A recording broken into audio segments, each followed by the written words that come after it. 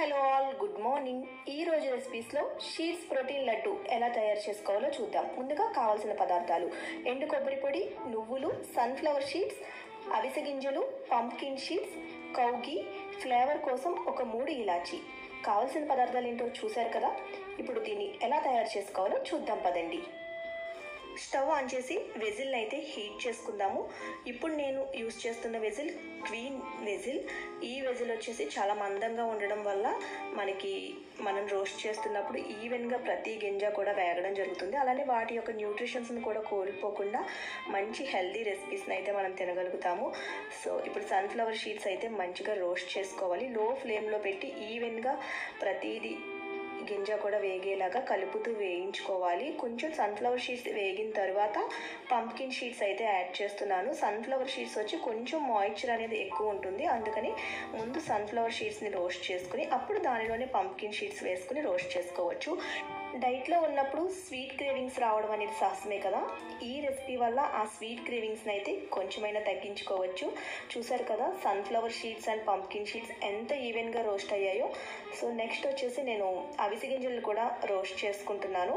అవిసె గింజలు రోస్ట్ అయ్యేటప్పుడు పాపప్ అవుతాయి కాబట్టి ఒక్కసారి లిడ్ క్లోజ్ చేసి మూవ్ చేస్తూ వేయించుకోవాలి. ఇలా వేయించుకోవడం వల్ల అన్ని ఈవెన్గా వేగుతాయి. చూసారు కదా ఎలా పాపప్ అవుతున్నాయో. ఇప్పుడు నువ్వులు కూడా యాడ్ చేసుకుంటున్నాను.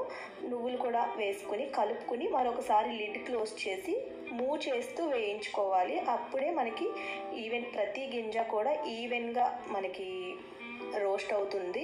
సో చూసారు కదా ఎంత మంచిగా రోస్ట్ అయ్యాయో. ఇప్పుడు కొంచెం కౌ ఘీ వేసుకుని ఎండు కొబ్బరి పొడిని కూడా వేయించుకుందాము. ఇలా వేయించుకోవడం వల్ల మంచి అరోమా అనేది ఈ లడ్డూకి యాడ్ అవుతుంది. సో ఈ ప్రోటీన్ లడ్డు మనం తినడం వల్ల స్వీట్ క్రేవింగ్స్ తగ్గడమే కాదు, మినరల్స్, విటమిన్స్, ప్రోటీన్స్ కూడా పుష్కలంగా మన బాడీకి అందుతాయి. వాటిలో magnesium, potassium, calcium, iron, zinc, B1, B2, B3, vitamin E, ఇలా మంచి మినరల్స్, విటమిన్స్, ప్రోటీన్స్ మన బాడీకి అంది మన స్కిన్, హెయిర్ చాలా బాగుంటాయి. అండ్ నెక్స్ట్ వచ్చేసి మన వెయిట్ లాస్ కూడా ఈ షీట్స్ చాలా బాగా ఉపయోగపడతాయి. సో ప్రతి ఒక్కరూ కూడా ఈ రెసిపీని అయితే ట్రై చేసి చూడండి, చాలా బాగుంటుంది. అండ్ నెక్స్ట్ మనం వేయించుకున్న షీట్స్ని ఇట్లా ఒక మిక్సీ జార్లో వేసుకుని నేను ఫైన్ పౌడర్ అయితే చేస్తున్నాను.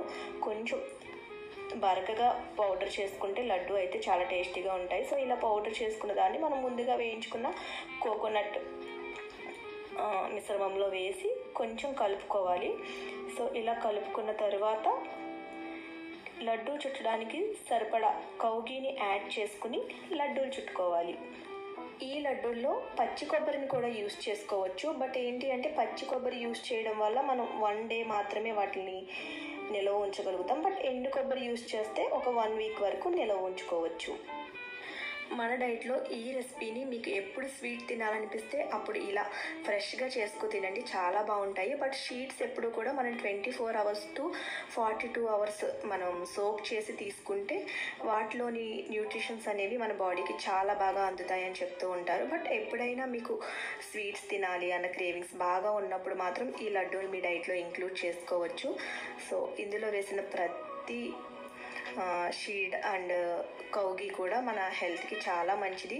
సో మీరు ఇది మీ పిల్లలకి ఇవ్వాలనుకుంటే ఇందులో కొంచెం బెల్లం పొడి కూడా కలుపుకొని లడ్డూ చేసుకుంటే చాలా బాగుంటుంది. మీ పిల్లలు కూడా చాలా ఇష్టపడి తింటారు.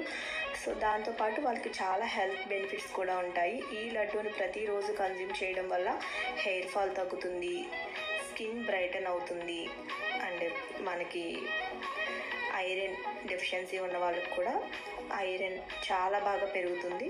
సో ఈ రెసిపీని అయితే మిస్ అవ్వకుండా మీరు అందరూ కూడా మీ డైట్లో తయారు చేసుకుంటారు అనుకుంటున్నాను. ఈరోజు ప్లేట్లో ప్రతి ఒక్కరూ కూడా ఈ రెసిపీని ట్రై చేసి ఎలా ఉంది అనేది మీ కోచెస్తో షేర్ చేసుకోండి.